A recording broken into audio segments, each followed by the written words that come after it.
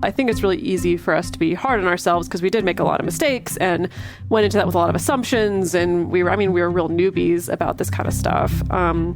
But at the same time, it was also like I found a really exciting time because it was just like so new and felt so cool at times. Super exciting. Like super cool. You know, it was like, wow, I just suddenly have like this group of like 3 people that I can have hang out with me and it feels great. And sleep with sometimes. And that's like super fun, you know, but also we can, I don't know, there was parts of it that was like really, really cool. And I think even though there were so many mistakes and like a lot of pain that ended up happening, I feel like it was really formative for me to also have those wonderful feelings of like, wow, this is just great, honestly. Yeah. Welcome to the Multiamory podcast. I'm Jace. I'm Emily. And I'm Dedeker. We believe in looking to the future of relationships, not maintaining the status quo of the past. So whether you're monogamous, polyamorous, swinging, casually dating, or if you just do relationships differently, we see you and we're here for you. Forms I know I did, forcing me to form myself to fit. On this episode of the Multiamory podcast, it is our 300th episode. Yay! Wow. That's air horns. In case you don't know what air horn sounds like, that's exactly what it sounds like. Yeah, so after 6 years, 2 tours, which were both national in the US and a little bit international, we're almost 1,000 Patreon subscribers, almost 3 million downloads of our podcasts total, and hundreds of hours of recording with you two over the last 6 years.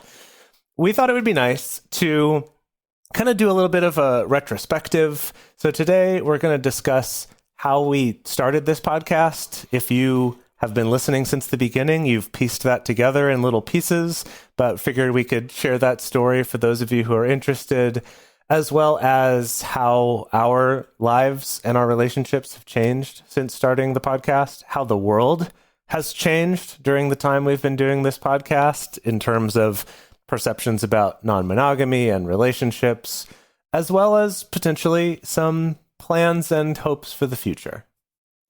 I went to look. I was like, did we do a retrospective on 200 episodes? Like, when was our 200th episode? And I went and looked. And so our 200th episode came out on December 3rd, 2018. And the title of that episode is 200 episodes later. What? Oh, no.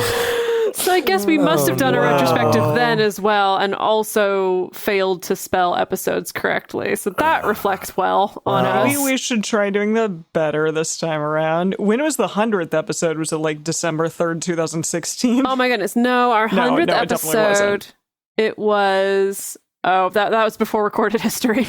That was before we were recording our like release dates in our own database. I'm sure we could go find it, but yeah, I don't want to right now.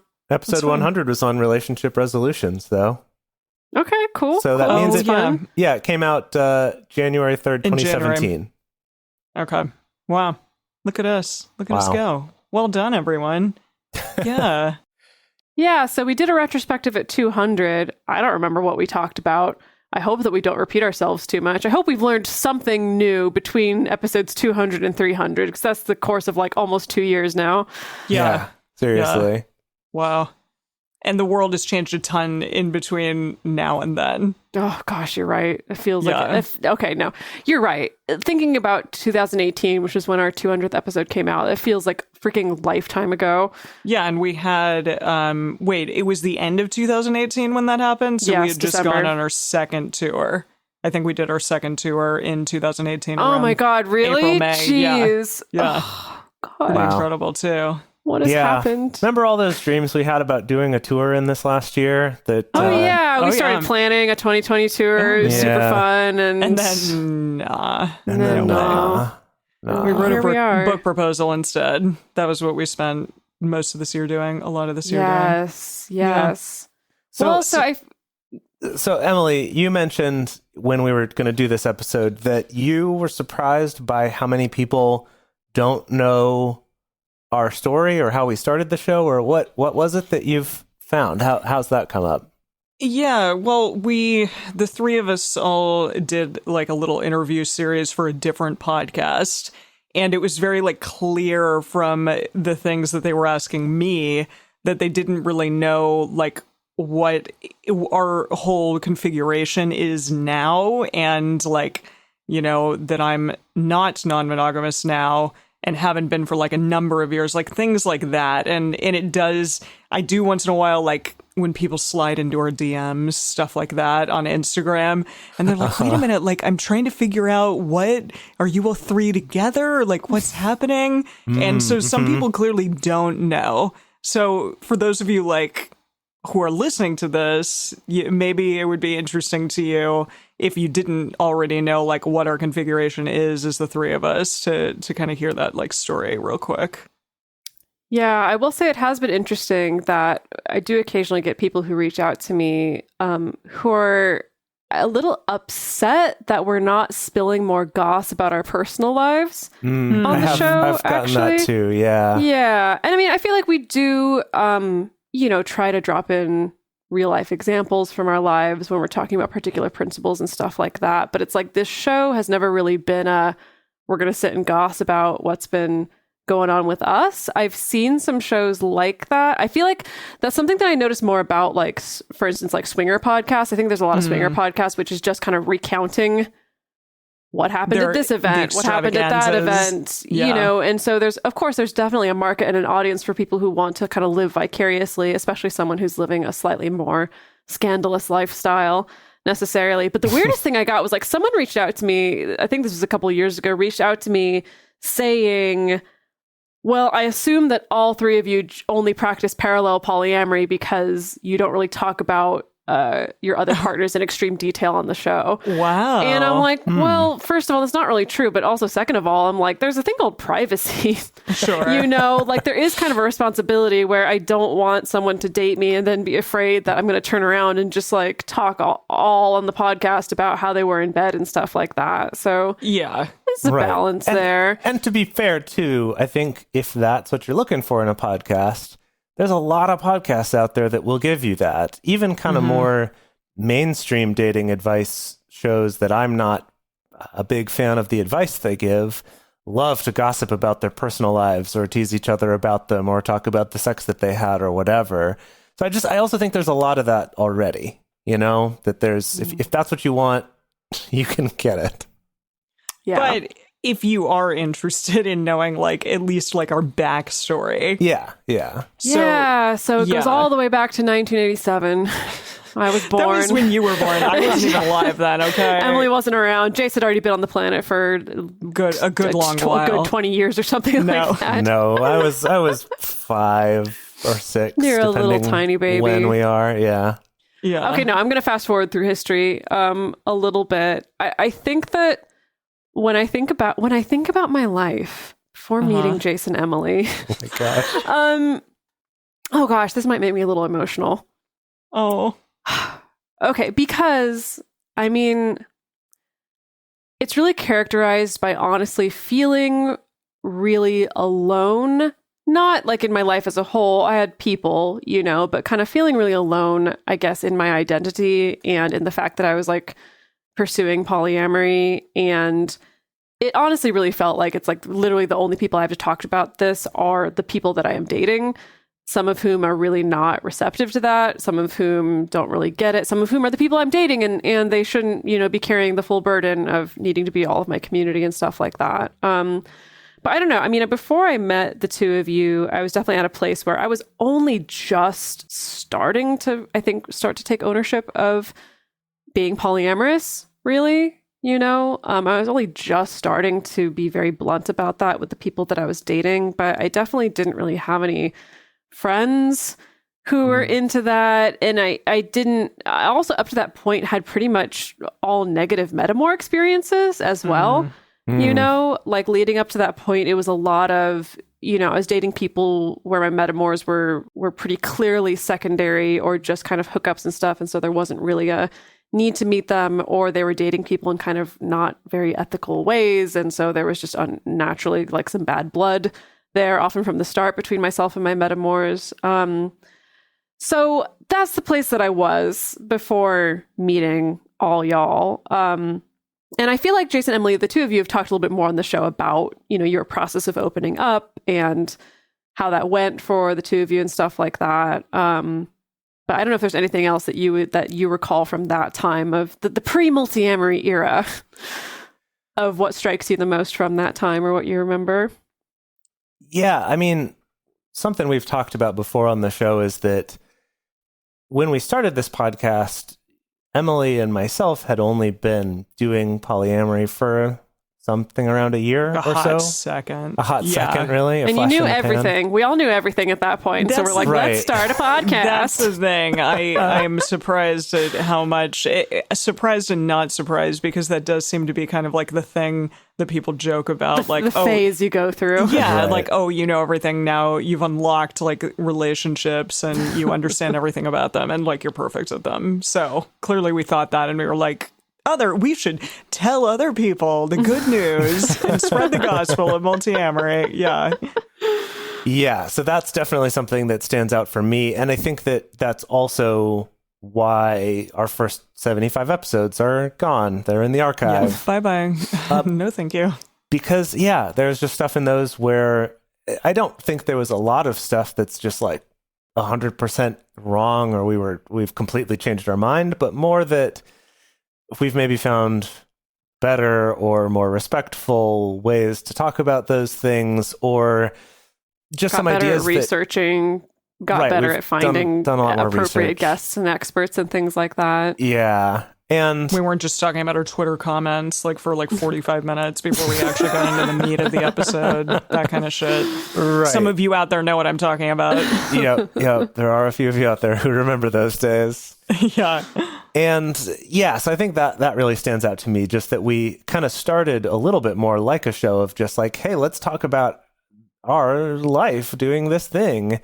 And it kind of has become something more that is like we try to be as research-based as we can while still not being researchers. Like, we're not scientists, but we're all people who... But we play scientists on TV. I know. Exactly. It was like, well, you're not a scientist. No, we're not scientists. But yeah, we so we play them on a podcast. On a podcast, yeah, exactly.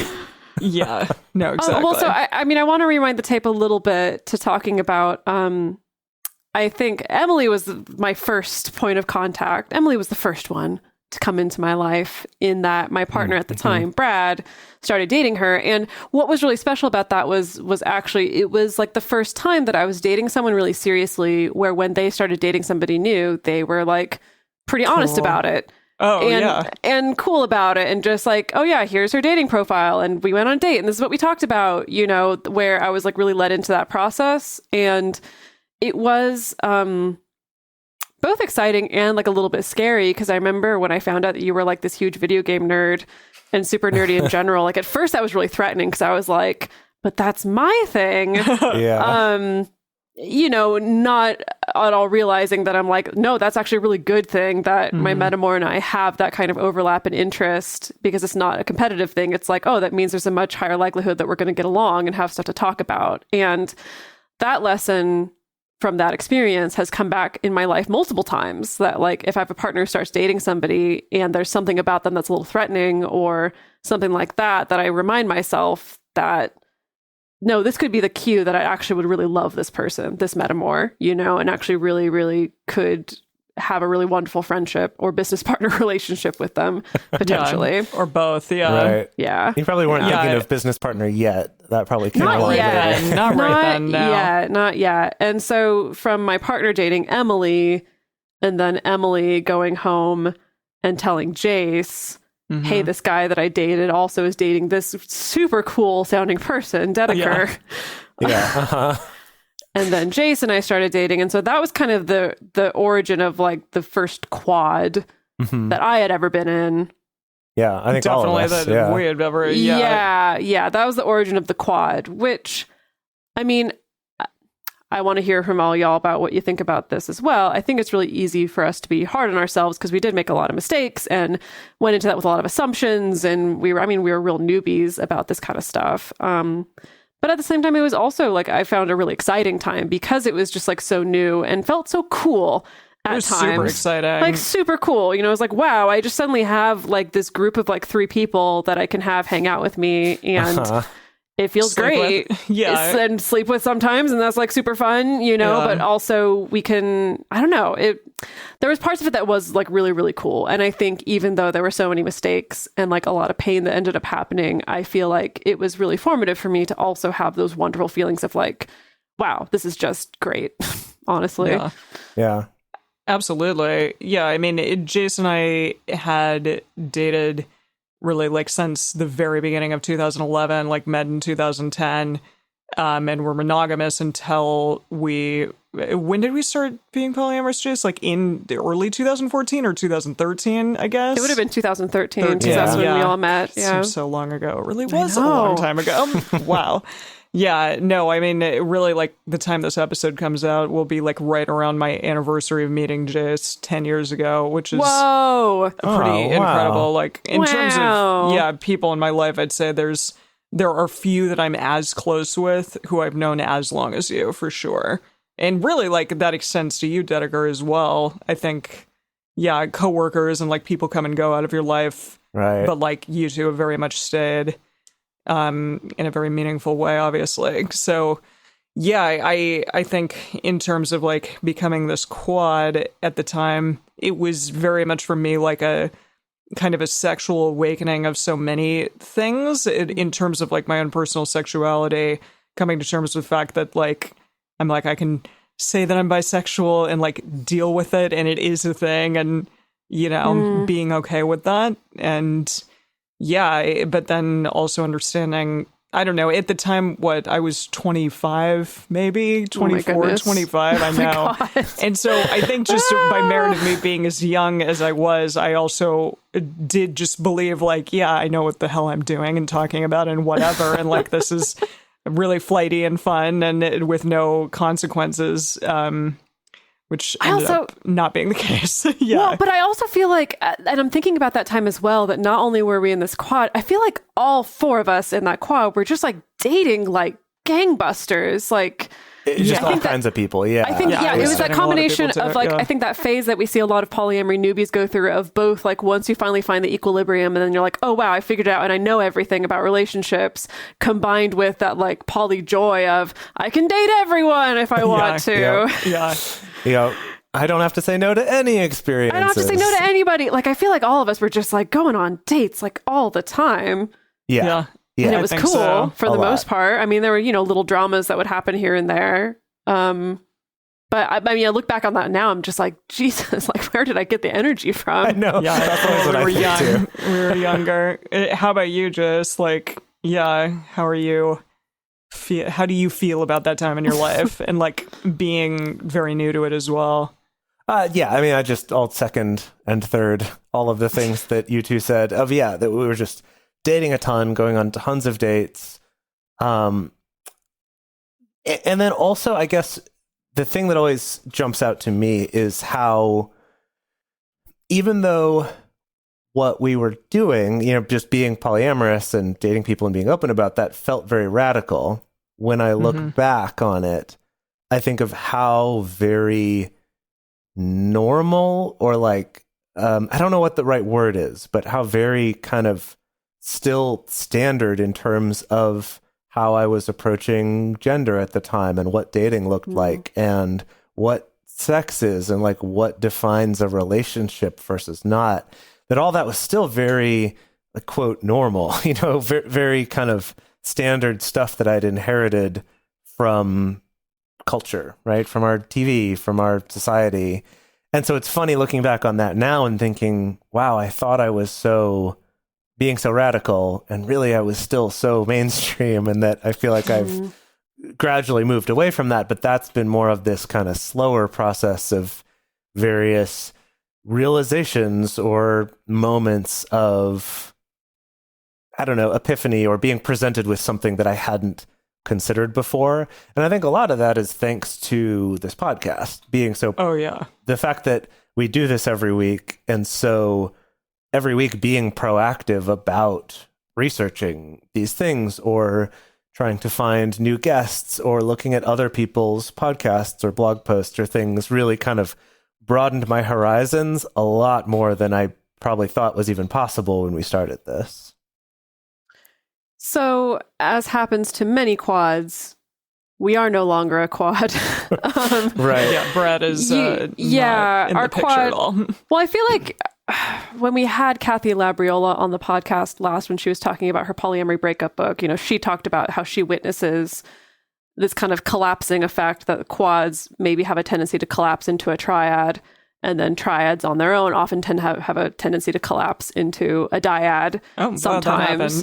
Which is definitely what happened. Those are the dominoes, But I think what was different for us was we still kind of ended up maintaining, again, what I call like our emotional triad, co-parenting a little baby podcast, that I think, for a number of factors, I know you and Emily and Jace have talked a lot about this, having that period where after you'd broken up, like still living in the house together and still recording a podcast together and really having to navigate how do we both disentangle and reforge kind of a new friendship at the same time. And same, between you and me also, Emily, kind of figuring out how do we disentangle this old relationship and then kind of reforge this new friendship. So I think that's the thing is why like people get really confused. It is the hard thing that by the three of us, it is the hard thing that when you're in the polyamory or non-monogamy space and especially online space, if you see three people in a picture together, a triad, that's got to be a triad. And especially if it's a man with two women, it's like, it's definitely a triad. And so I think it's understandable that people get confused, especially when we're like, yeah, but we feel like our relationship is actually better than it ever was when we were a triad, and there's a lot of intimacy here and stuff like that. But I don't know. I think it's definitely been, I think that collapsing process that we went through with like all the drama and all the pain that kind of came out of that period of time, I know at least for me, really crystallized a lot of the things that I realized were actually important to me about relationships, and I feel like working on this podcast has definitely really crystallized for me a much bigger spectrum of what relationships can look like, like it's no longer just this tiny little box of are we romantic and sexual or are we not, that it's much more of a beautiful amorphous rainbow spider web. Wow. Rainbow spider web. That. Gosh. That would be bitching to see in real life. Yeah, I think that transition process actually took like years for me, like truly years. Yeah, I would agree with that. Yeah, even though, we talk about like, there was a 6-month period where like Jason and I were like still, it was a little challenging. And then like all of a sudden it was like cool again. But truly, even throughout that time and beyond, in order to like really fully crystallize in our minds, in my mind at least, like how to navigate like a relationship with these two people who I was intimate with, who now I see being intimate in front of me and I'm not with them, like that was a big transitional period that took years, honestly, for me to kind of navigate mentally and emotionally. And then also to kind of understand that, it's not like this one or other thing. Like it can be me having a relationship with the two of you that like is truly intimate and a friendship, but with all that added history that I think is really like beautiful and important and not something that a lot of people ever really get to do. Yeah. Or choose to do. And I feel like another part of that as well, along the lines of kind of like stuff that we think is interesting, but like journalists and producers tend to not find very interesting. Like, you're boring as hell. They're like, we just want to see you fuck and talk about how you're going to raise a baby together as a triad. That's all we want. I think that there was also a period of a few years where I don't want to say full on identity crisis for the show, but I will say, definitely like Emily, as you were transitioning to being more like consciously monogamous, necessarily, I think that there was definitely some questions around that because I don't know, it's not like anyone very clearly laid down this expectation of like, if you're going to talk about non-monogamy, you have to be living it. But I think we definitely felt that was a question. Yeah, definitely a question. Yeah, I was like, do I still have relevance on this show? Like, are there the things that I say, like, are they relevant to the audience and all of those things? And I think at that point also it transitioned to a degree the show away from just exclusively being about polyamory and non-monogamy and non-traditional relationships to being about something broader and bigger. And I feel like personally that also made like my experience of learning in terms of like how good and fulfilling relationships can be when you think about them from a different level than just like what the normal whatever is. That it like broadened my horizons, I guess, as you said, in that way as well. Yeah, and I mean, I'm into it because I feel like something that's connected to what I would like to see in the future for this particular community is I would just love to have access to more community that isn't based solely on we all have an interest in polyamory, and so that's the only real little safe space that we can find. Because I do feel like my most enriching community experiences have been communities that are just like really welcoming of people who are in non-traditional relationships, but that's not the sole reason why we're gathering here today. Yeah. You know, like I really love this idea of being able to see like a space where it's like we can have someone who's really traditional monogamous or someone who's a relationship anarchist and someone who's polyamorous or someone who's solo poly, and no one's feeling inherently threatened or pressured by that. And so, I mean, that's also been my hope in the fact that like, you know, Emily, you're still here being monogamous, but still talking about all these things it feels like something that should be so easy and so obvious. And yet in our world really isn't. You know, that's a really great point that you're making. Yeah. How do you feel about all this, Jace? Yeah, no, I mean, I agree. And I think that it's interesting because I think it changes the dynamic a little bit of what you can talk about. So say you have a community that's all like the thing you all have in common is that you're polyamorous. There can be this tendency to be like, ooh, we're finally in our own space so we can kind of talk shit about the normies. Or the muggles, or whatever term you're going to use, right? And the same thing's true in like kink spaces. Is like you can kind of dig on vanilla people, or right? It's because it's like, oh, we feel like we're always kind of being told we're a little bit bad, so now we're finally together and we can talk about everyone else being bad instead. And I think that there is value in that, having that opportunity, having that type of community when you're someone who. When you're part of a community that doesn't get to do that in normal society. But I think that there's also a lot of value, and it's sometimes harder to find that type of community like Dedeker was talking about that can be proactively inclusive enough, not just like, oh, we don't care what your orientation is, but like very proactively welcoming of something that's different from the normal, but also welcoming of monogamy and things like that. It's like kind of redefining what unifies us. So instead of just being this one relationship type, it's the fact that whatever we're doing, we're willing to question it and look at it and kind of examine what we're doing instead of taking it for granted, maybe. Yeah, I think that it would be so cool as we continue to kind of evolve as humans and like in this perhaps more progressive space that it feels like maybe the world is going towards. That. Gosh, yeah, I hope.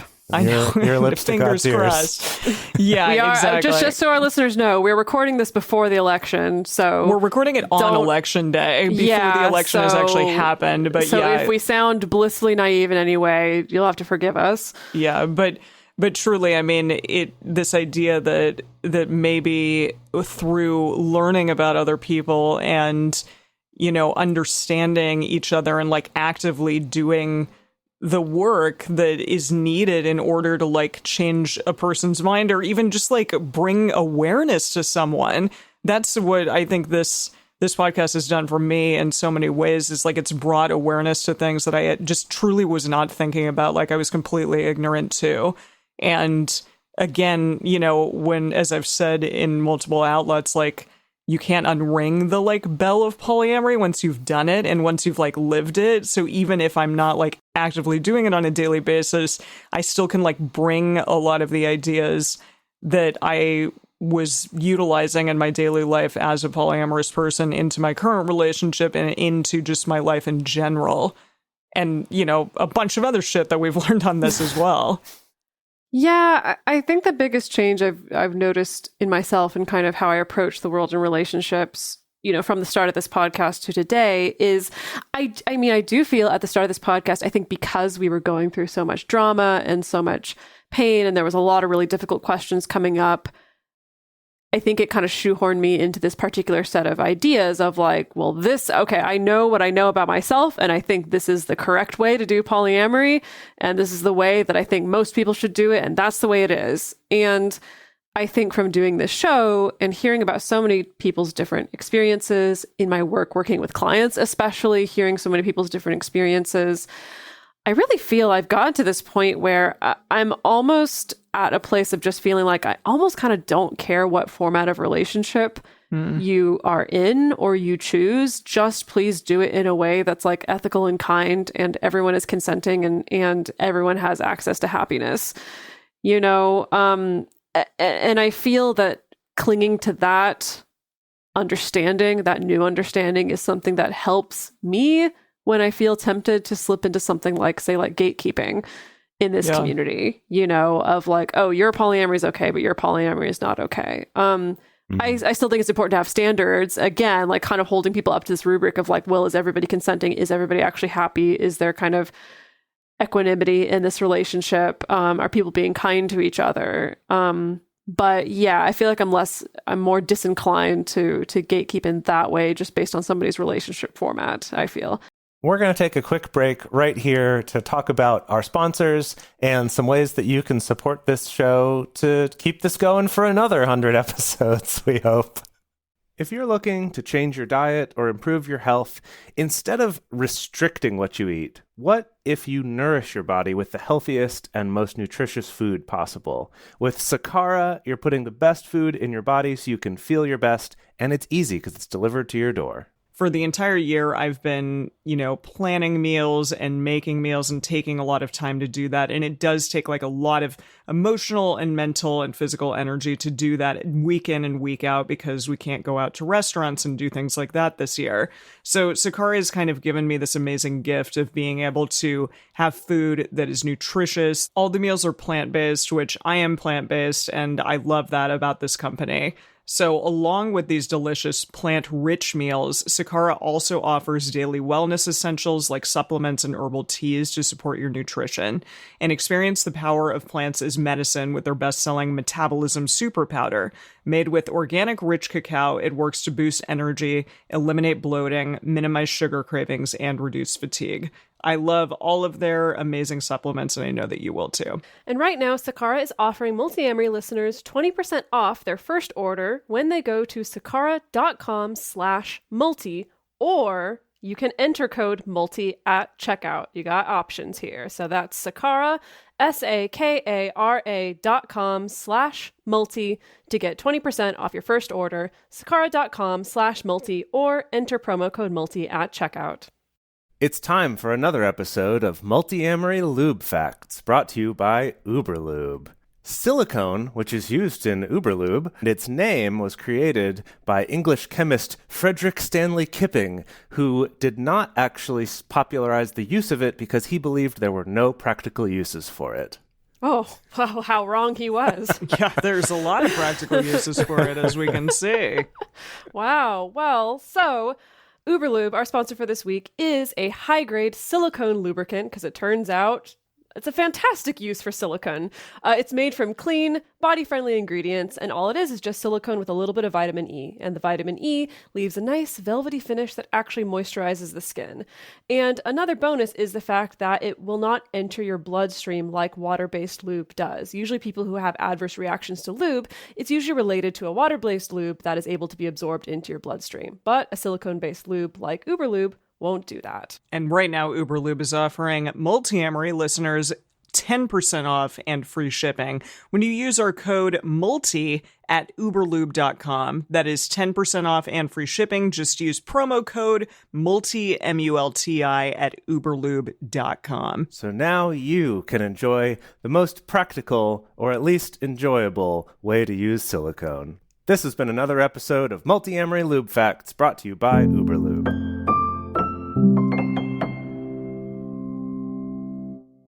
Since the beginning of this show, it's been really important to us to make these resources and this information available to as many people as possible.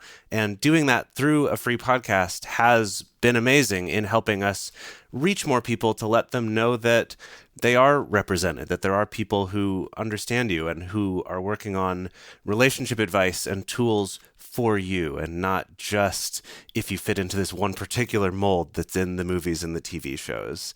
And over the last 5 years, we've been able to grow that reach to so many more people. It's been really amazing. And that's been almost entirely possible just because of people supporting us at patreon.com/multiamory. Something that's been really beautiful to see is that also in our Patreon community, you know, some of our listeners are able to, for the first time ever, access a supportive community and a support network. You know, we have a lot of listeners who are in remote areas who don't necessarily have access to a supportive community, and our Patreon community has been able to give that to a lot of people, which is really wonderful to see.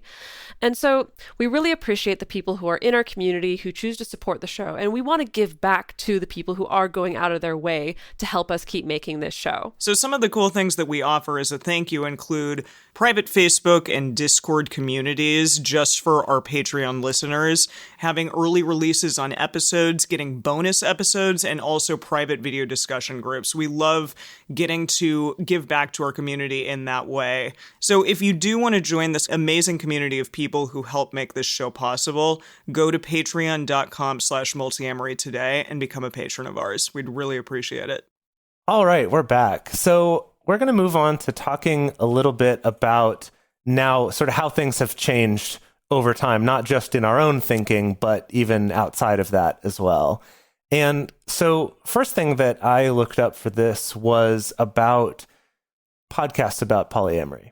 Like, part of our story that we tell people about why we started the Multiamory podcast was because there just weren't any resources out there, or there weren't a lot of resources out there, and there especially weren't any that were by young people, which we believed ourselves to be at the time, right? You know, Are we still young? I don't know. It's all relative, right? Well, it's relative, yeah. Yeah. Right, but you know, it was all stuff like The Ethical Slut, or Sex at Dawn, or whatever else, right? Like, all things written by people who were very much boomers, I guess. We'll put it that way. Some Maybe Gen Xers. There were some Gen Xers, yeah. And there's nothing wrong with that, for sure. But I mean, definitely there were very few people talking about social media or Tinder, or, Yeah. you know, At just least kind of in like the same way, yeah. in the same way, this like later wave of non-monogamy and polyamory and stuff like that. And then specifically in the world of podcasting, there was Polyamory Weekly, was kind of the one podcast about polyamory. And then there was like Tristan Taormino's Sex Out Loud, talked about it sometimes, but it wasn't specifically polyamory focused. There's Cooper. And there were some Life on the swinger Swing Set. podcasts that talked a little bit about polyamory. Again, all of them a little bit from an older generation than us, more maybe Gen X-ish. But there kind of wasn't any. So we're like, oh, we'll start this. And then just today, I did a search for polyamory podcasts. And I have here something in the neighborhood of 200 results that have just come up of shows that either have polyamory in the title or in their description of what the show is. So this isn't even just episode topics. This is in your show description or in your tags or your title, right? Like 200. And when I search the word polyamory, that specific word shows up in the titles or the descriptions of around 100 of those. Like within the first sentence of their description, even. I see. So like that, it's enough of a focus that it's right there. And they're everything from shows that are very specifically about polyamory to things that are a little bit more general, but polyamory is one of the kind of main topics they mention as being something they discuss. So that's just pretty fascinating to see how different that is from when we were starting this podcast. Definitely. 6 years That's ago. amazing. Yeah. And I think podcasts in general have really like exploded. Like, isn't that a joke now? Like, oh, well, everyone has a podcast. Or just like, I'm going to start a podcast. And, you know, but we like did it before that happened, which I'm proud of us about. Slightly. I think we were still we were still part of the boom. I don't think that we were before the boom, but we were on the yes. upswing. Yeah. Yeah, it's been really interesting. I've definitely found that when I think about, I'm trying to think of the timeline here because my book, we started the podcast in 2014. My book, Your book came out in 2017. Yeah, I started writing that book in 2015, came out in 2017.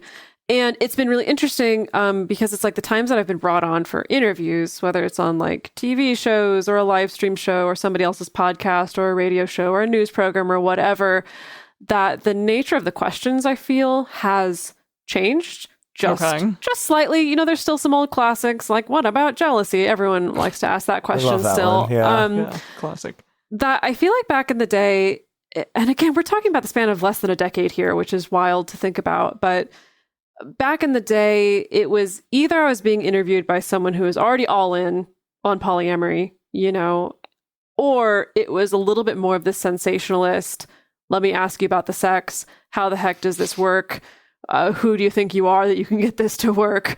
You know, a lot of people that I would count as quote unquote outsiders to the community, like sometimes doing a little bit of a sideshow-esque, like, hey, let's talk to this weirdo for a day or something, like a little bit more of that sense. I mean, I never really had any like awful, like just truly awful experiences, but that was just kind of the sense that I got. And nowadays, what I've noticed happening a lot more is people reaching out to me for interviews on their show, for their article, for their live stream show, whatever it is, and asking a lot of questions, being really, really curious. And then as soon as we're off the air, inevitably it's like, okay, so me and my boyfriend have started talking about this like 6 months ago. And like, we started reading this stuff. And that's how I came across your book. And I just thought it was really interesting. And just wondering if you have any like advice for this. Like this, that's happened. Oh my God, read the book. It's happened so many times of like where it's people are, I think, just feeling more comfortable to be curious about these things and to be honest of like, hey, actually, I'm thinking about this for myself. And that's leading me down this particular rabbit hole of research. Well, and like I said before, like the cultural understanding of it, I think, is there's just more understanding. It's not completely, whoa, this is like taboo and weird and I'm not going to be okay with it because it's something that I've never heard of before. It is more in like the understanding of those people who are like in the relationship space or just in general. I think it's like even in some of our TV shows, as we've talked about twice on this podcast, devoted to whole episodes too. And so, yeah, I think maybe we're just starting to have people find it to be like less sensational. And so it's just they're asking like harder, more detailed questions perhaps about it. It's almost like the overall narrative about it, even if for most of culture, it's still kind of this weird thing, this kind of weird experiment that you could do, that I think that I've noticed that the narrative is less around opening up a relationship is just something you do before you break up or while you're looking for something better, to now being like, this is a thing that you can try and it doesn't necessarily mean your relationship's over. I think that subtle change in how people look at it has maybe made more couples willing to at least entertain the idea or look into it, because there's less of this sense of like, we can't take that step because once we do that, we're doomed. And instead it's like, well, I don't know, maybe that's something that we could try. I don't know. And if it doesn't work out, that also could be okay. We could go back to being monogamous. And I think that's definitely a big change from my impressions and like the ways people asked me questions about it when Emily and I first opened up. Yeah. Yeah, for sure. That reminds me, literally just the other day, I had a news article fed up to me from Slate. It was like Slate's advice column. And the headline was just, oh, this guy I started dating just dropped a bombshell on me. What do I do? And for a second, I was like, I wonder if it's polyamory. And I was like, it's probably not. It's probably something else. And then I clicked on it and that's what it was. It was, you know, she was like, I was talking to this guy. Seems like we really meshed well. It's the first person I've met in a long time online that I felt this with, but then he told me that he was poly, and I know about myself that I'm like really emotionally needy and I have low self-worth, and so I don't know if I should go for it or not. And I was just like bracing for what the response was going to be, you know, because it's sometimes still a little bit of a crapshoot of how people are going to respond to it. And I was so surprised. It was two people who were kind of responding to this advice column that they were actually like, they did not make polyamory the thing. that they attach to. Like instead they were like, oh, it's actually kind of sad that you feel like you're super needy and have this low self-worth. Like, let's talk about those things. And like, maybe you could talk to a therapist about those things because that's going to be helpful for you in general. And like, maybe polyamory is not for you, or maybe you could find that actually it's really fantastic and great and this person's wonderful. And it was just so refreshing to see these two people who were giving this advice, who were not necessarily in the community, and I don't think either of them identified as polyamorous, to at least give this kind of fair shake take on maybe it could be not bad for you, maybe it could be good, which that also feels rare. It feels still a little bit rare. I feel like mostly in the space that's outside of the polyamory community, it's a lot of either direct condemnation or very pro. Like, I don't know what your impressions are of that.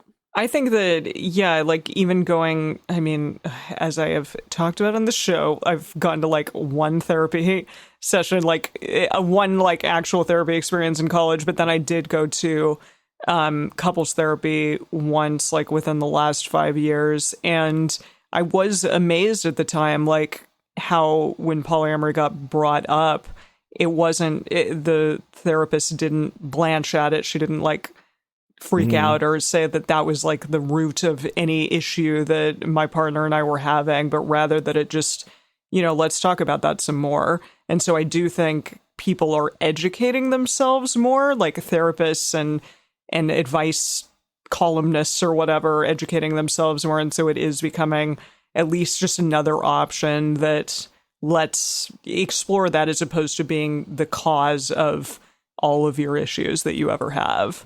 And like, that's inherently bad or something. So that's good. That's a good change. Yeah. So like rapid fire, I just had some things that I wanted to ask regarding like the podcast and like what it's kind of meant. So like, do you two have a favorite episode that we've done, a favorite guest? They're all amazing. We love all of you, but like favorite guest, or like a favorite like tool that we've created or piece of knowledge that we like use on the podcast. That was like 6 questions. That was 3 questions. It was 3 questions. I had my fingers up and you saw them in the so yeah. Okay, yeah, I'm sorry. With favorite episode or with favorite guest, that's a little too hard. We've had just such amazing guests on the podcast and covered such fascinating topics. So that's a little too hard, so I'm not going to answer those. But as far as like most used tool or favorite tool, that's a hard one too. That's a really hard one too. I mean, realistically, most used are for me in my life are like the Triforce and radars. Honestly, I do feel like radars, and specifically just having the freedom to have a relationship check-in, has freed up so much in my life and in my relationships. It's freed up so much brain space. It's really changed the way that I feel about confronting partners on things. Yeah. So I would say that. Oh, I know. I wish I had like a different answer, but also I think Triforce and Radar are the biggest ones for me. Interestingly about the Radar, what you were saying about kind of giving you permission to have check-ins, that I think that whenever you and I, Dedeker, have had to have, or even the 3 of us for our like company meetings too, whenever we've needed to have a like, okay, let's sit down and figure out this thing. Like Dedeker and I recently, and maybe we'll talk about this on a future episode, we tried out this system for dividing household chores. That's sort of there's a whole structure to it, which we like because it reminds me of Radar a little bit, that there's specific steps and specific things you do, and it's a little bit like a game. But doing that was very much like we came in having all the tools that we've developed from doing our radars, of just, we know how to take breaks, how to meta communicate about what we're communicating about, right? Just all of that really, it's just, it's developed a lot of skills and tools that I think I use very regularly, even outside of my romantic relationships.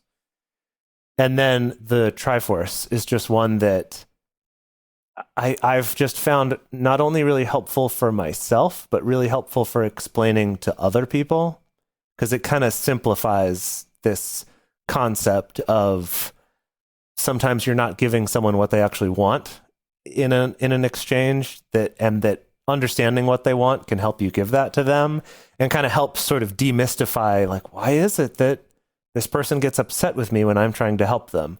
And I think that's just been such a big one that I've found really helpful to tell other people. Yeah, I gave someone the Triforce advice on Sunday when I was at work. Wow. Oh. Yeah.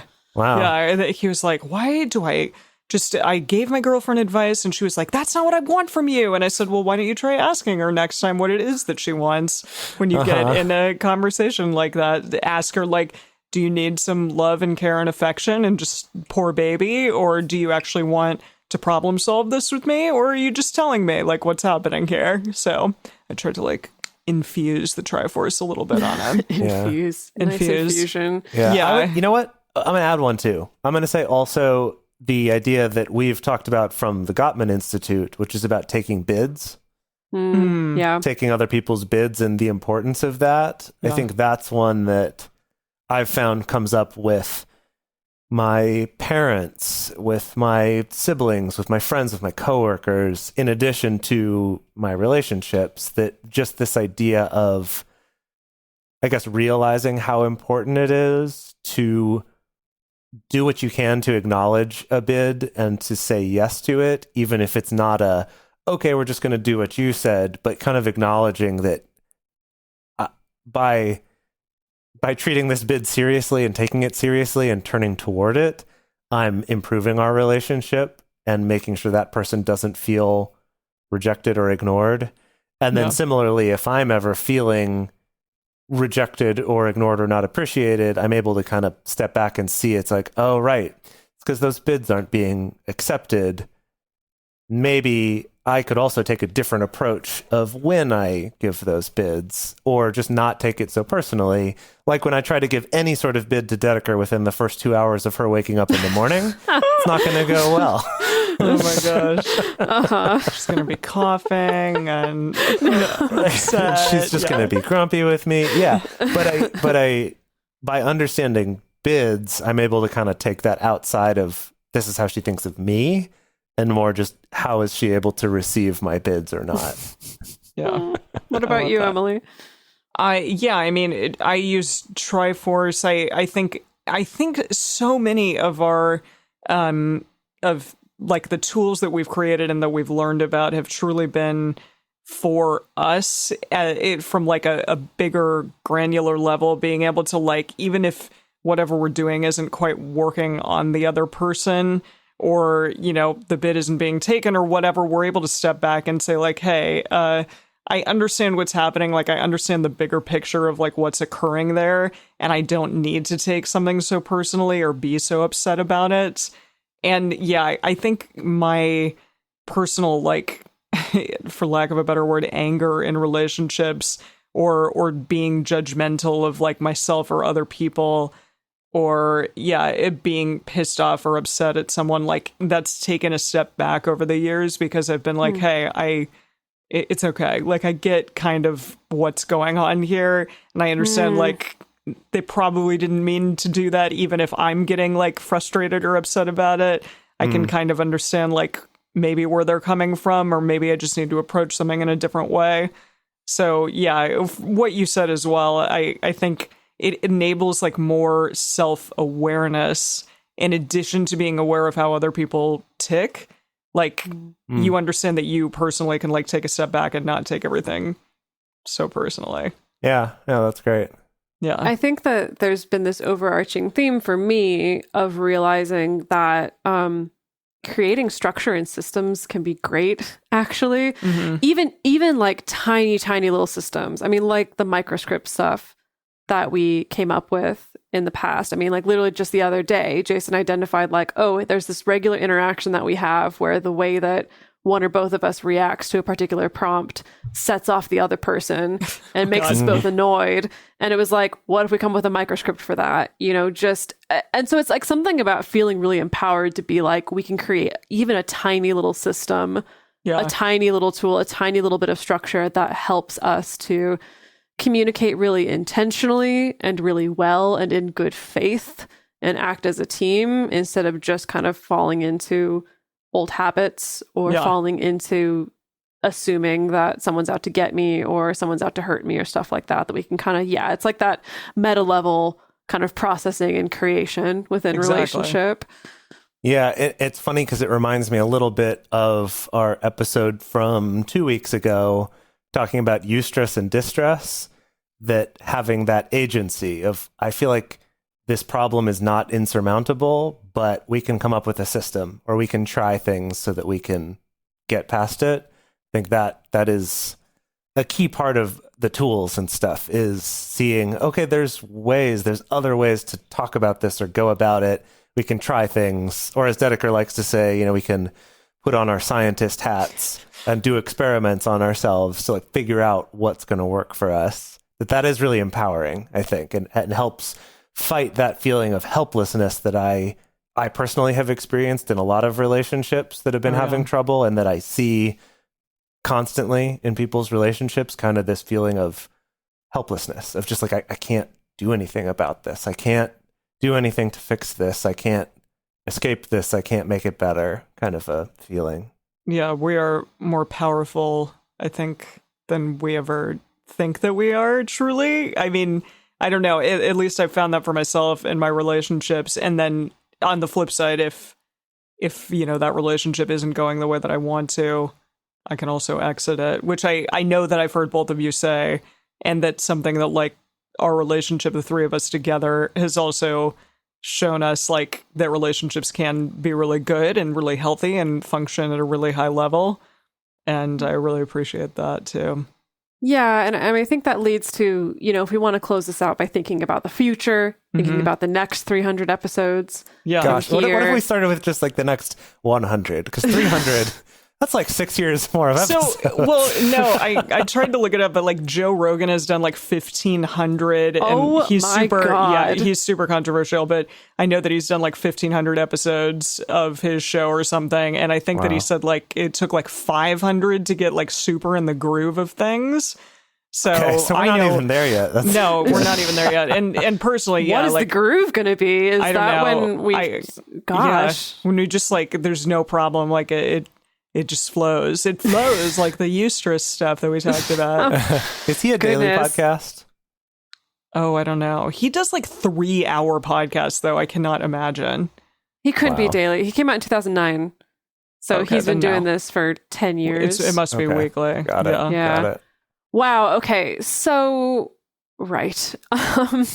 Okay. I mean, I guess what I would want for this show, and what I feel like I want in my work, and to a certain extent, I feel like is a little bit of my life's purpose that I want to forward on this earth, is, I've realized about my own life, I feel so happy and so lucky and so fortunate that I have these handful of relationships like Emily and Jace and my partner Alex and, my close friends and my sister. It's I have this handful of relationships that are these little points of light. They're like little stars in a night sky when it's really dark. And it's these are the things. Oh, boy. Okay.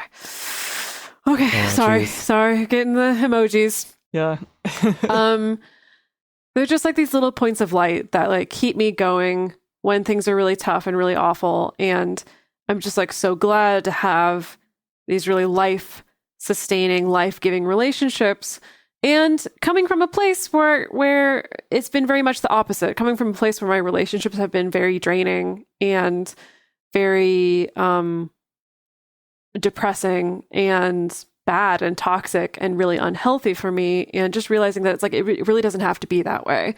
We come onto this earth and we don't have to have bad relationships, Amen. Toxicity and unhealthy dynamics and pain do not have to be a fundamental part of loving somebody. And so I feel for me, just thinking kind of broad strokes about what I want for the show moving forward is just more of that. Ultimately, it's not even about monogamy, non-monogamy, sex or no sex or things like that. It is just about, how can you just make your immediate sphere around you feel better and be restoring life and energy to you in your relationships. And I mean, I do think that's how we change the world, is by changing our relationships. Really, at the end of the day. Oh, that's great. I don't think I could say it any better than that. That's unbelievable. Yay, you can't see it, but we're hurting all of you out there. Doing a little heart symbol. Yeah. Exactly. Yeah, I would want to say, just to some concrete goals for the next 100 episodes. Oh, please. Yes. Is hopefully Private our book will get published hopefully at some point in that next 100 episodes. So that'll be cool to do something like that together and to, put that out into the world. Also, for a while now, we've been working on putting together a study of polyamory that would be something ongoing, actually contributing to the research that's out there, since it's still, there's more research now on non-monogamy, but it's still something that's not very well funded in the world of research. There's not a ton of interest in that. So that's something I'm excited about on a more concrete level. Eventually, I'd love to go on tour again once we can travel the world again. That'll be awesome. So we can get out of the United States of America again? Yeah. Yeah. Mm-hmm. Yeah. And just for those of you who were shouting at your podcast machines a moment ago, Joe Rogan is a daily podcast. Oh, okay. That's how his numbers are that high. Holy shit. Good Lord. Yeah. And they're all like 3-hour episodes. It's wild. Yeah, that's what I thought. Every day. Goodness. It's bonkers. Yeah. Wow. Yeah, I would love to connect more with our audience, and I think we'll maybe talk about this a little bit more in our bonus episode, but I have so loved like getting to know some of you out there and like on a more personal level, and we have an amazing mod team. For our Facebook group, we have some amazing people who we work with that have brought this show to such a higher level than it ever was before, when we were around one recorder underneath a blanket in freaking 100-degree weather in Jason, my apartment, when we started this thing. Yeah. And, so thank you all for that, for being a part of this and going on this journey with us together. So I'm so excited to like get more perspectives, raise people up who's, on our platform, who maybe wouldn't get a good platform before, like if we can help in any way, like all of those things I think will be great. So we've got a lot of work to do, but let's move that progressive agenda forward and have everyone be more understanding of each other. So thank you all for going on this journey with us, as we have said for the last 300 episodes, and here's to at least 100, if not 300 or 1,000 more. We'll see how it goes. We're going to talk a little bit more in depth in our bonus episode. Go even deeper here for all of you in our Patreon group. So we're excited to do that. And I would love to know, actually, for our poll this week, what your favorite episode has been. And I know that we've done this in our Facebook group, but for those of you who are not a part of that, we would love to know what your favorite episode has been. That would be great. So the best place to share your thoughts with other listeners is on this episode's discussion thread in our private Facebook group or Discord chat. You can get access to these groups and join our exclusive community by going to patreon.com/multiamory. In addition, you can share with us publicly on Twitter, Facebook, or Instagram. You can email us at info@multiamory.com. Multiamory is created and produced by Jace Lindgren, Dedeker Winston, and me, Emily Matlack. Our episodes are edited by the amazing Mauricio Balvanera. Our social media wizard is the compelling Will McMillan. Our production assistants are the phenomenal Rachel Shennewerk and the dazzling Carson Collins. Our theme song is Forms I Know I Did by the radiant Josh and Anand from the Fractal Cave EP. The full transcript is available on this episode's page on multiamory.com.